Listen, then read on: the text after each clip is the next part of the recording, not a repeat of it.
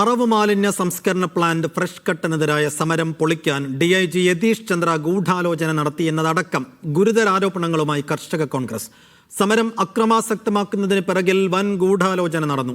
Fresh cut മുതലാളിമാരുമായുള്ള DIGയുടെ വഴിവിട്ട ബന്ധം അന്വേഷിക്കണമെന്നാവശ്യപ്പെട്ട് കർഷക കോൺഗ്രസ് കോഴിക്കോട് ജില്ലാ പ്രസിഡന്റ് മുഖ്യമന്ത്രിക്കും DGPക്കും പരാതി നൽകി.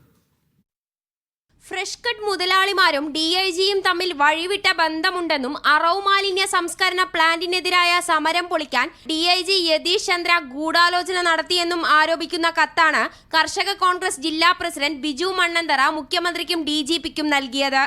6 വർഷമായി സമാധാനപരമായി സമരം നടത്തുന്ന പ്രദേശവാസികളെ പ്രകോപിപ്പിക്കാനും സമരം അക്രമാസക്തമാക്കാനും ആസൂത്രിതമായ ശ്രമങ്ങൾ പോലീസിൽ നിന്നുണ്ടായി.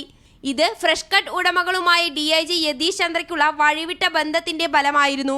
കാര്യമായ പ്രകോപനങ്ങൾ ഇല്ലാതിരിക്കെ ജനക്കൂട്ടത്തിനെതിരെ ഗ്രനേഡ് എറിഞ്ഞതടക്കം ഗൂഢാലോചനയുടെ ഭാഗമാണെന്നാരോപിക്കുന്ന കത്തിൽ യതീഷ് ചന്ദ്രയുടെ ഫോൺ കോളുകളും ഇടപെടലുകളും അന്വേഷിക്കണമെന്നും ആവശ്യപ്പെടുന്നുണ്ട്.